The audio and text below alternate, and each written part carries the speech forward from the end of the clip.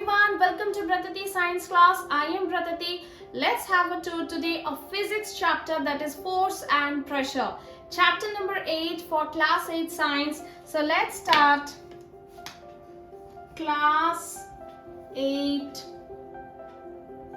chapter 8 force and pressure on an object. So I have a ball here. I am pushing the ball or I am pulling towards me. That means I am applying force on it. So what can we say? The definition is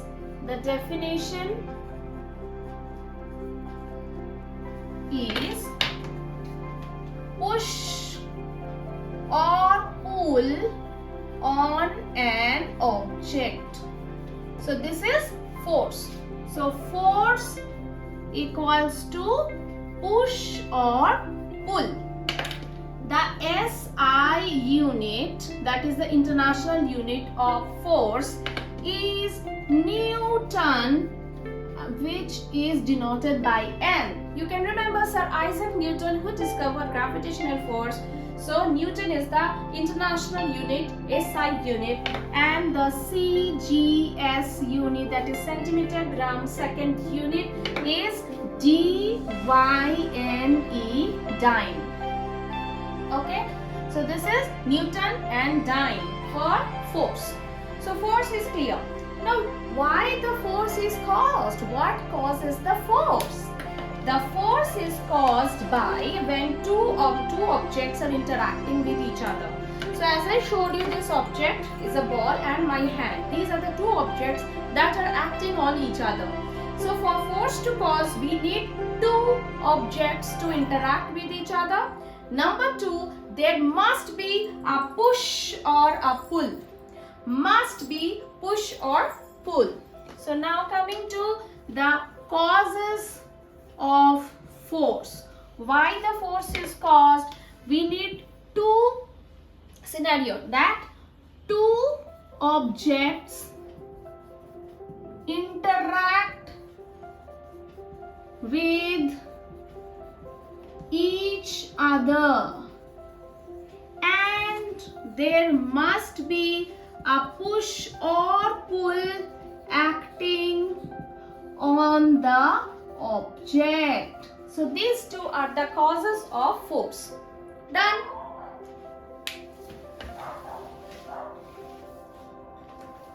Alright. So we know the causes. Now we are moving to the effects of force. Shall we? Okay. So here the effects of force.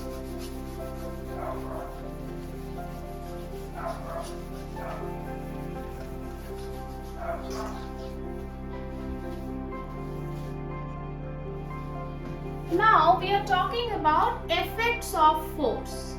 Effects. What are the effects of force?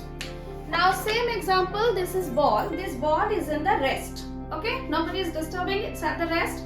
I am pushing it. It starts moving.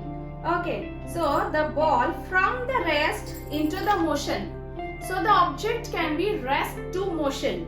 Again, suppose the ball is moving from there. It's already in motion. And I am touching this with my finger. So I am using another object, my hand, to put it into the rest. So the object was already in motion and now I am putting it to rest. So an object can be put rest to motion as well as motion to rest. Number one,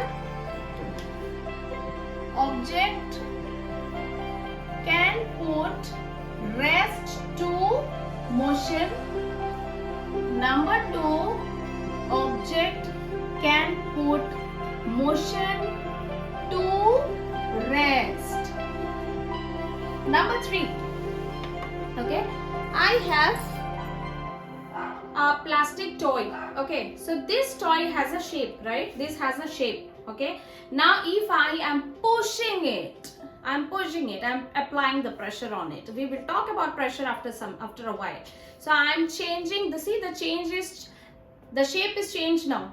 Can you see? So when we are applying force, the shape of an object can be changed. Okay, we can do it with piece of paper. So when this is applying force, this is a piece of paper. Then we are applying force, and now see the shape of the paper is changed, isn't it? So force can change the shape of an object. Clear? So number 3, it change shape of object. Number 4. Now the bowler is bowling and the batsman with the bat. 6, 4, defense. So the ball was coming from one direction, and with the bat it is being changed to another direction. So not only cricket, even in soccer or football, when the footballers, the players are kicking the ball was coming in one direction. After kicking, it went to another direction, right? So we can change the direction of an object. Direction can change. It can change the direction of an object. Shall I write like this? It change direction of object. Force changes the direction of object. Okay. Also, suppose there is a box. It is a light box. It can be a very big box. When I am trying to push it, it's moving to this slow motion. When my friends, 2-3 friends all came together and we all are pushing it, then it will move with the speed. It will move faster, isn't it? That means a push or a pull can increase or decrease the speed of an object. So it changes speed of an object, right? So next point, change speed of object. So these 5 effects are clear. The objects can put from rest to motion, motion to rest. It can change the shape of an object by applying force, direction of an object with the help of a bat or kicking it or just holding it. Oh, catch it! So it was on the motion, and when I catch it, when I hold it, it's now on the rest. So from motion to rest, or it's in the rest and I am bowling it, so it's going to rest to motion. So the effects are clear? Yes. Now we are moving the types of forces. How many types of forces are there? There are 2 types of forces, broadly. So now we are moving to types of forces. There are broadly 2 types of forces: contact force and non-contact force. The contact force, where 2 objects must be in contact with each other. Muscular force. We are talking, our mouth, the muscle of our mouth is working. We are pulling something up, we are holding something in hand, we are using the muscular force, right? We are walking, we are moving with our leg muscle. So muscular force when 2 objects are in contact with each other. Another one is frictional force. So number 1 is muscular force and number 2 is frictional force. Now what is frictional force? Frictional force is when an object is in motion, after some time automatically it will put to the rest. Did I touch it? No, it was on the motion, but after some time automatically it's put to the rest. See, it's not touched with anything. One more time. The ball is in motion.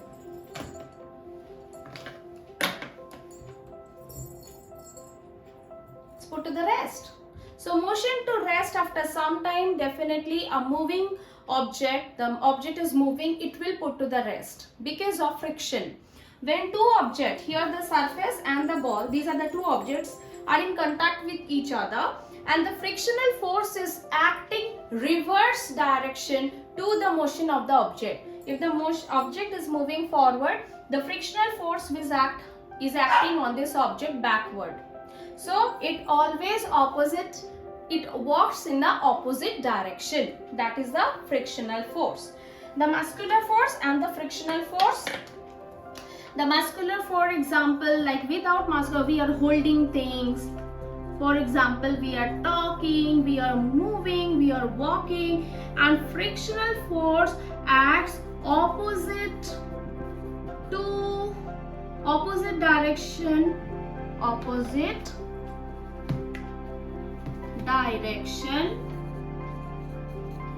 to an moving object.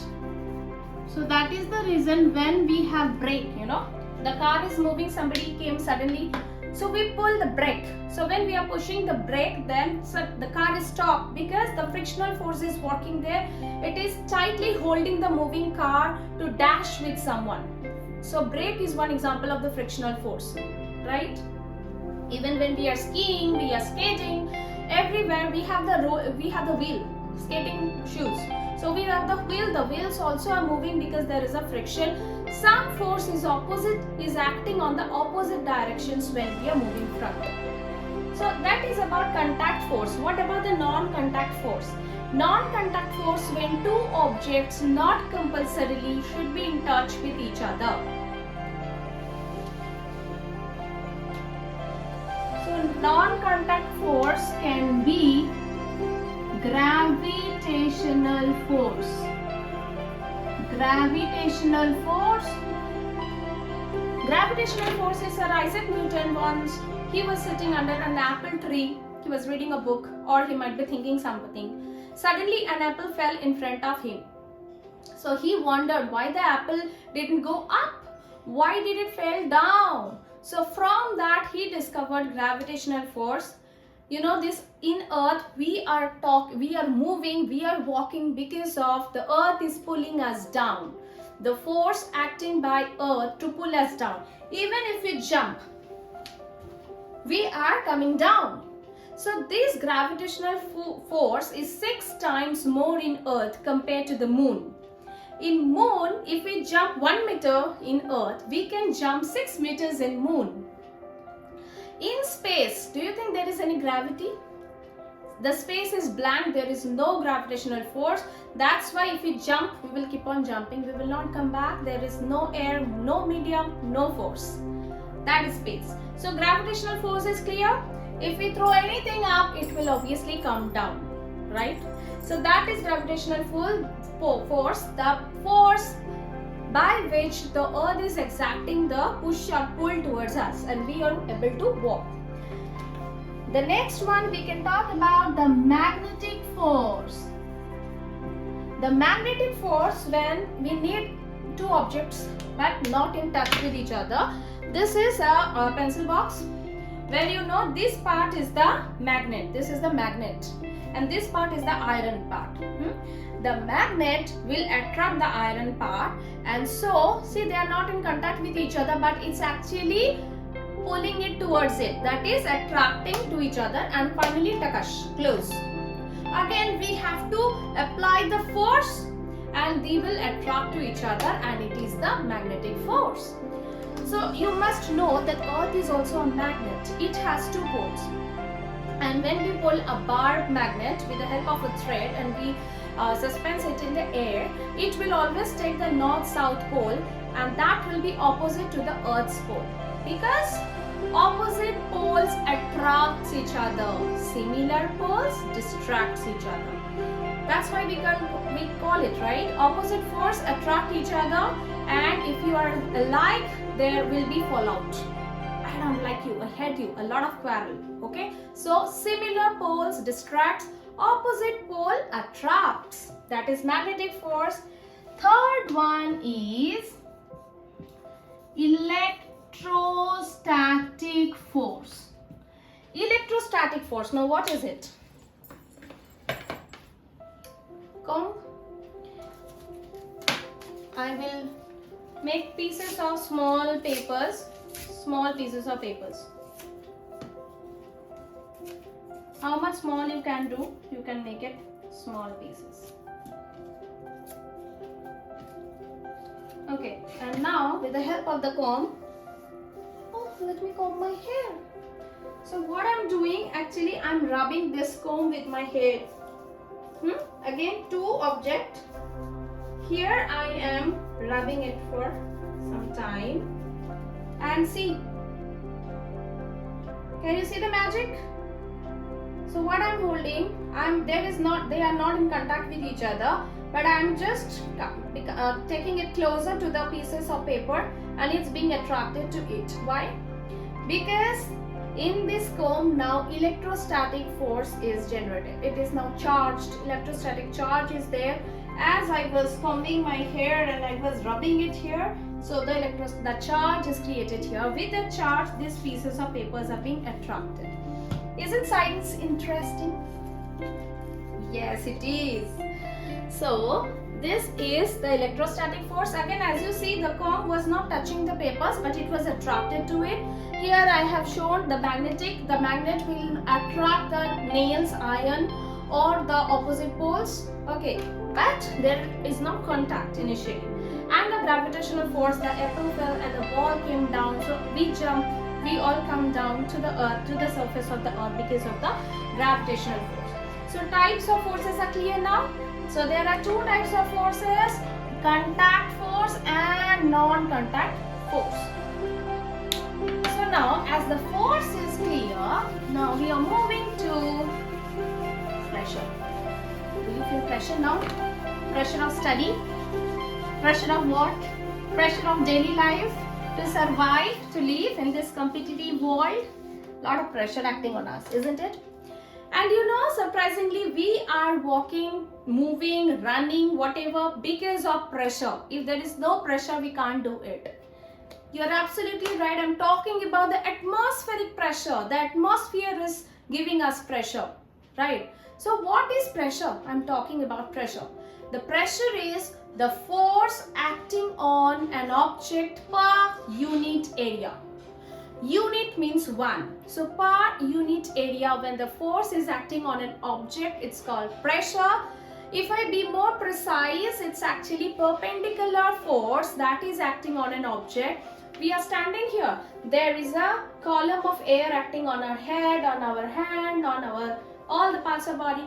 So that means it's a perpendicular force acting per unit area of the surface. It's called atmospheric pressure. So now we will deal with pressure. The pressure is force per unit area. So force unit we know is Newton in SI unit and area is meter square. So Newton per meter square is called Pascal. Pascal is another scientist, so you can remember the SI unit for pressure is Pascal. Now if I be more precise, as I told you, that is called thrust. The thrust is perpendicular force acting on unit area. So this is thrust, same unit. Okay, so thrust, same unit. This is PASCAL, Pascal or Newton per meter square. Okay, so it's a perpendicular force acting on per unit area, or pressure is force per area. Now, can you explain pressure? What is that? See here, I have a paper bag, and this paper bag has thin strips on it. Can you see thin strips on it? So when I'm holding the bag, something is there inside and I'm holding the bag. The area of contact is this part only, the thin strips, right? The thin strips means the area is smaller. Area is in denominator, isn't it? So you must know this fraction. Area is in denominator. So if the denominator is smaller than the numerator, then the ultimate result is more or less. What do you think? The denominator is small, that means thrust or pressure is more. If the area is less, small, then the thrust or pressure is less. So it is actually just opposite, reverse. Area is more, thrust or pressure is less. Area is less, the thrust or pressure is more. So this is inversely proportional. What? The pressure to the area. So here what happens, if we are carrying vegetables, if we are carrying things and we are holding these thin strips, we will feel pressure. We will feel it pressure, it's heavy, it's pressure. But you know, there are so many books in this school bag. See, heavy school bag, but it has the thick wide straps. It doesn't have thin straps like this. So the school bags have wide and thick straps. So when we are taking this in our bag, the children are carrying this in their bag, they don't feel much pressure. This heavy bag is now in contact with the shoulder with this white stripe. So the area is more. So when the area is more, obviously you know the pressure is less. So from this we come to know that pressure is not reversible but inversely proportional to area. Is it clear? This is proportional side. So and this is 1 upon area, that means pressure is inversely proportional to area. So this is clear now? Any doubt? Please feel free to contact me. I will share my contact details also, so that you can put the WhatsApp message if you feel any doubts regarding this chapter, because as I have seen, many of the accounts are being restricted from commenting, isn't it? So few of the accounts are not restricted, but most of the accounts are getting restricted for commenting. I don't know, YouTube has some policy, maybe they will screen the words, and this is happening all automatically, machinery. Most probably there will be this resolve to this also. So this is about pressure, force per area, Newton per meter square Pascal. Thrust, perpendicular force per area. So we know the top portion, this is called numerator. Force is the top part, this is the numerator. And the down part of the fraction, this is called the denominator. So in a fraction, when the denominator is small, that means the ultimate result, that is the pressure or thrust, is more. And if the area is small, if it's big, wide, thick, then the thrust or pressure is less. Clear? So now you know why these thin straps are not helpful when we are carrying heavy load. We should see the bag with the wide straps when we are carrying for vegetables. We are going to supermarket. So keep it in mind, if you are carrying your jute bag or cloth bag, the straps might be wide so that it won't have the pressure to you. Okay. So now we were talking about atmospheric pressure. So how can we see, how can we feel the atmospheric pressure? That we are talking, we are walking, we are moving, everything is because of the pressure. If no pressure, then we can't do that. So example is, okay, let me show you this example. I have a glass and here I have the liquid.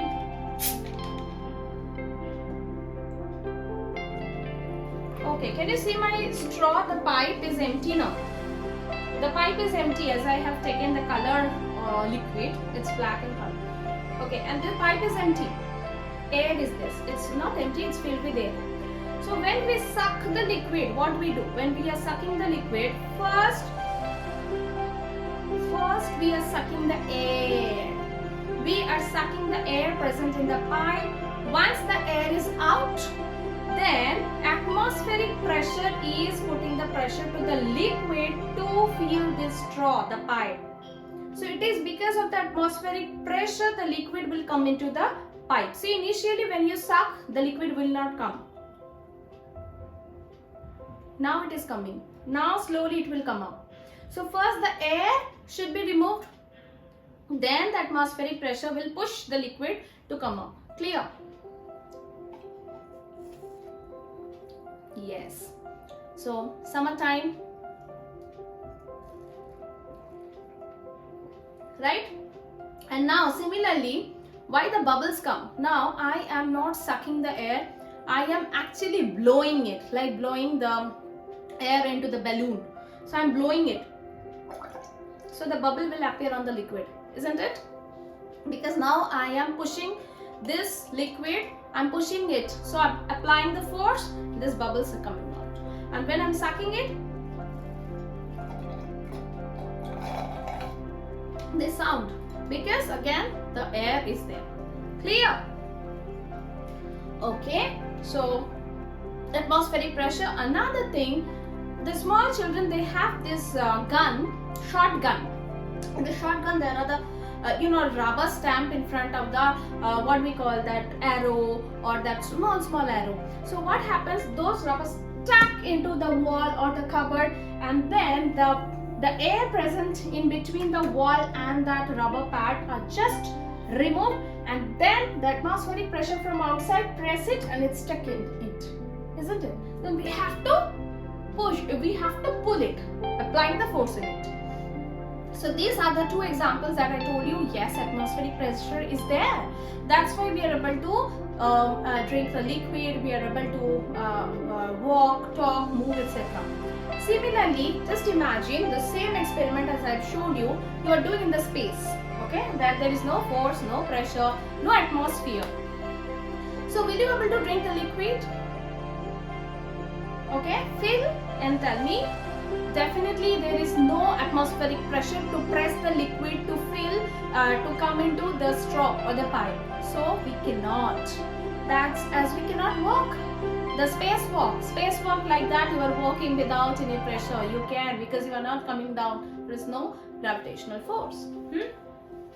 Okay, so atmospheric pressure, as we said. Similarly, see, I have a balloon and I'm trying to blow it. So what I'm doing, I'm just applying the air, and the air is going to fill this balloon.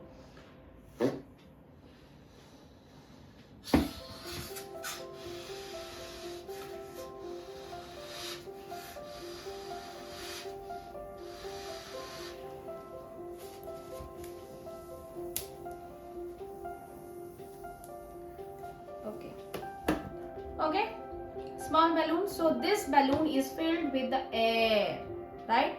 Now if I pinch it, so what will happen? The air creates the air pressure inside, isn't it? There is already a hole in it. So the air pressure, if you so if we just make it near to your face, you will feel that the air is coming out of it. See, the balloon is getting reduced because it's already a defective one. I got one. Okay, so the air is coming out of it. It was filled with the air pressure was there, and the pressure can exert in all to the wall of the balloon. So the pressure is exerting to the wall of the balloon, and whenever you will pinch it, the hole will appear, and from that hole the air will come out with the high pressure. Now if I squeeze it, so I will feel that air is coming out. Okay, so this is the gas. The air exerts pressure in all the direction. It's exerting to the wall of an object, right? So this is what we have proved. Now, so we were talking about atmospheric pressure.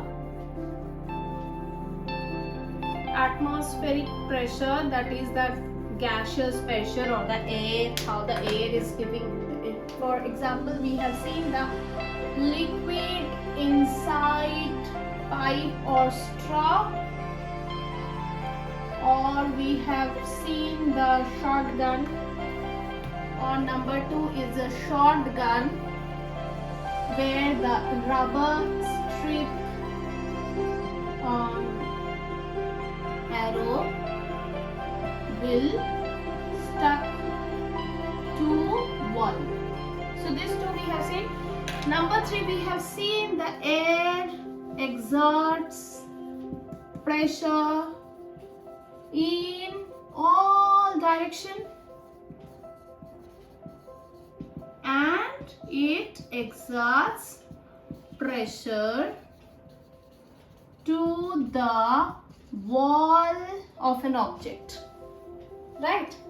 So as we have finished atmospheric pressure or air pressure, now liquid to banta hi hai. So now last topic we will be talking about the liquid also exerts pressure. For that, we can do very good activity at home. Right now I am not able to do it. You can take a plastic bottle filled with water, and in different level wise you can make 4 holes, one on the top, then middle, second, third and fourth, filled with the bottle and 4 holes. So what will happen? What do you think? The liquid definitely will come out through the hole. Now the fun is the topmost hole, from there the liquid will drop nearby. So if you need a big plate, so you need a plate, a bottle,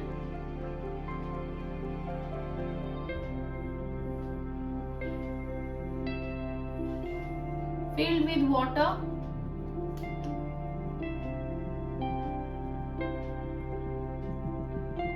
you have hole, first hole, second hole, third hole and fourth hole. Now you will see the water definitely will come out. So as the depth is increasing, see here the atmospheric pressure, the liquid is exerting pressure, the liquid is there, right? This liquid is exerting pressure. So from here the liquid will drop like this. That means the pressure is not much.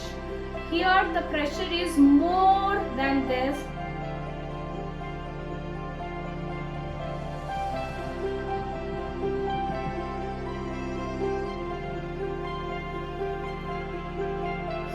I have drawn this diagram. What do you infer from this? What do you infer from this diagram? The depth is more, the pressure is more. So the pressure or the liquid exerts pressure according to the depth. Depth is proportional to pressure. The depth is more, the pressure is more. The depth is less, the pressure is less. So as the top one where the depth is the most less one, the pressure is less. So the water is falling nearby. But the last one with the depth, the pressure exerts more. So the water is going to the farthest direction, farthest place, right? So this is the proof that again we can say liquid exerts pressure, and obviously they exert pressure to the wall of the object, right? So exerts pressure to the wall of the object, also exerts pressure in all direction. Last but not the least, it is proportional, directly proportional to depth. Depth is less, pressure is less. Depth is more, pressure is more. Okay, so clear? Now in atmospheric pressure, similar example like the liquid exerts pressure with the depth. The depth is more, the pressure is more. Similarly for atmospheric pressure, when we are going to the high altitude, you are climbing the mountain. So when you are going to high altitude, the distance from the atmospheric layers to us is less. That means less pressure. And when we are down to the land, when we are walking, the pressure is more. So here the pressure is more, which is almost, our body is also exerting pressure. Okay, so our body is exerting pressure outside and atmospheric pressure is putting the air inside. So total it's a kind of balancing. When we are going to high altitude, our body has pressure. In that pressure, everything, the blood circulation, everything is working on that. Now when the atmospheric pressure is less and our body pressure is more, we may have nose bleeding. The blood may come out of the blood vessels because inside there is more pressure and outside there is no balancing. Outside the pressure is less. Then we may see the blood in the nose. So it's recommended when you have any breathing problem and all, we also have a breathing problem. Why? Because the atmospheric pressure is less, we need to breathe, we need to work hard to breathe, to take, accept the air. If the atmospheric pressure is more, automatically we have the nostrils, we have the mouth open, automatically the air will come to inside, isn't it? So when our body pressure is less and outside pressure is more, automatically, as I showed you the pipe example, as this air is being sucked and the liquid, similarly the atmosphere will press it and the air will come automatically. When we are going to altitude, our body pressure is more, and to get from the less pressure to more pressure, the air, we need to trouble to breathe. Okay, it will not come automatically. We need to work on it, right? That's why we have the breathing problem when we are going steep. Recently I had hiking, trekking in North Bengal, so I can easily recall it, my feeling, my experience, and I'm sharing with you. Okay, so we talk about the nose breathing, we talk about the atmospheric pressure, we talk about the height. So last but not the least, when we are doing a recap, we have to do a recap now. What did we learn? One thing that I missed it, that we will talk about the net force. The net force. Force is the push or pull. We know the push or pull is called the force. The net force is when the force is acting to the same side. Now I am pushing it, another one, my friend also is pushing it. So both the force are walking towards the same direction. So net force, when force act on same direction, we do addition of the forces. Like I am applying 5 Newton, my friend is applying another 5 Newton. So total force applied to the object is 5 plus 5, 10 Newton. Now force acting on opposite direction. When the force is opposite direction, the net force is, if I am applying 5 Newton, my friend is applying from opposite direction 5 Newton. So both are balancing. Okay, this can also be balanced force or unbalanced force. Balanced force or unbalanced force. Balanced force, I am applying 5 Newton, my friend is applying 5 Newton, both are crossing and balanced. Now I am applying 5 Newton, my friend is applying 10 Newton from that side. Obviously, I cannot push, my friend will be the winner, tug of war. So my friend is applying more force than me, and the net force will be the subtraction, right? We need to subtract 10 minus 5. So the net force is going to be 5. So it depends on balanced or unbalanced. We do subtraction. Clear? 5 minus 5, 0. So again 5 and 5, 5 minus 5, 0. So net force is 0. 5 and 10. So the net force is 10 minus 5. 5 Newton is the net force. So force, we know net force, we know pressure, isn't it? We spoke about pressure, then types of force, cause of force, effects of force, types of pressure, atmospheric pressure, that gas exerts pressure, liquid exerts pressure, along with the example.